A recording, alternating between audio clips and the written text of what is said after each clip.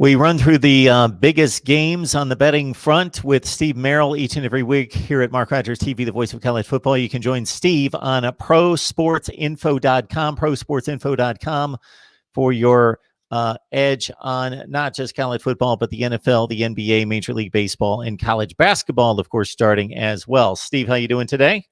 Hey, Mark, doing well. So we've got Indiana going to Wisconsin. The Hoosiers looking for a Big Ten championship game appearance with Ohio State's season in peril because of scheduling issues and trying to play enough games. The Hoosiers lose starting quarterback Michael Penix to an ACL last weekend. They're a 14-point dog at Camp Randall Stadium. Yeah, that's the big news. Penix is out and Tuttle is in. Good news is Tuttle is 100% this season, 5 for 5 when he's appeared, but not much of a sample. He only threw 11 passes all of last year in 2019. So he was the third stringer last year. He's the second stringer this year. Just a lot of uncertainty there. Yes, there's a chance he could come in and play well, but I think you definitely have to downgrade Indiana a bit. My power ratings made the game about 12.5 with Penix in there. I would say it's probably more than a point or two adjustment. So 14 looks like a reasonable line, actually.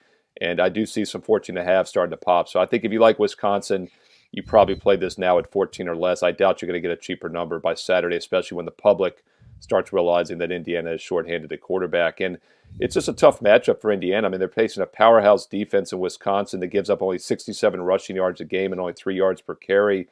And don't forget, Wisconsin lost that game 2 weeks ago against Northwestern as a 7-point favorite, but they had 5 turnovers in that game. And you also have to wonder when the news came out about not being eligible for the Big Ten championship unless you played at least 6 games.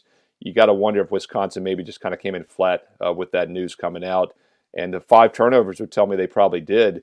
Yet defensively, they only allowed 24 rushing yards on 23 carries in that game. So I think Indiana's going to have a tough time running the ball here, and with a backup quarterback, that's not a good sign. Well, I've got to say I'm surprised with this line. I thought it would be more in the 8 to 10 range, and even with Jack Tuttle in, people may also want to know, and this won't necessarily translate to the field because of the inexperience, but Jack Tuttle, a much more highly recruited player out of high school, as actually Indiana's top-rated quarterback recruit ever that transferred in from Utah. Alabama at LSU. Of course, LSU beat Alabama en route to a national championship run last year.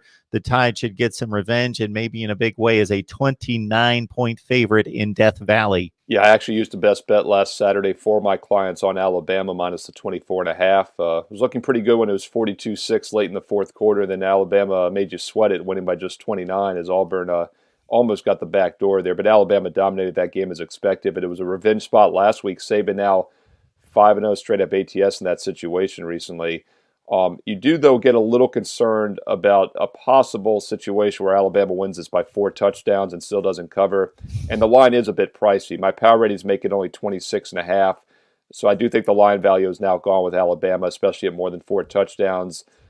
Yet you expect a very focused spot. I mean, it's still the defending national champs, a team, as you mentioned, Mark, that beat them last year. So, on the surface, you would think Bama's the only way to play it, but there's just no line value here.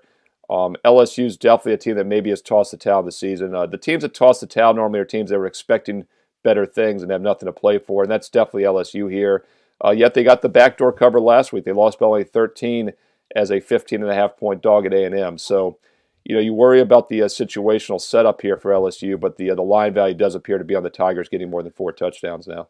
I watched the LSU Texas A&M game. I don't think there's any question that the Tigers tried, that the effort was there, but the offense was not. They scored a meaningless touchdown, as you mentioned, to get the backdoor cover. Good for me in the last minute, but they did not look good. And I don't know if that offense, if they can't score against Texas A&M, man, this game might be 48 to 10 or something in that range. Clemson, Virginia Tech. This looked like a tricky spot maybe earlier in the season or during the off season when the schedules were revised because of the COVID situation that Clemson would have to go to Blacksburg early December, but the Hokies just not playing good football. Lost to Pitt most recently by 33. Clemson a 21.5-point pick over Virginia Tech. Yeah, this is kind of similar to that Alabama game that we just talked about. And my line is only about 17 in this game. So I do think it's inflated once again, but that's what you see this time of year. These top 3, top 4 playoff caliber teams, the lines are going to usually be inflated. And that's why I liked Alabama so much last week as a best bet,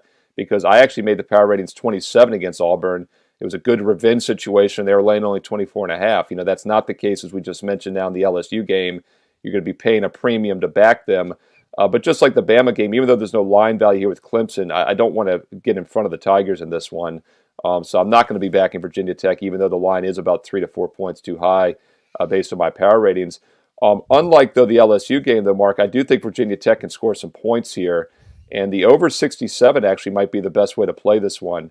Clemson's defense was exposed against Notre Dame last month. And even though they had a backup freshman quarterback on the road, that's not why they lost the game in double OT. I mean, they put up 40 points on their own, but they gave up 47 in Notre Dame. And Virginia Tech has not been able to stop people this season. So I think Clemson gets into the 40-point range here, but I think Tech can get into that mid-20 range here, as we have seen Clemson a little sloppy at times on defense. Keep in mind, before last week holding Pitt to 17, Clemson had allowed at least 21 or more in 3 straight games. That's not the Clemson defense we've seen in years past, and I think over 67 probably the best way to play this one. Steve gives us 3 national selections right here at Mark Rogers TV, the voice of college football, each week. Join Steve at prosportsinfo.com for the full array of selections, NFL, college football, college basketball as well. Join us on Patreon, where Steve will now give us his selection of the week in college football.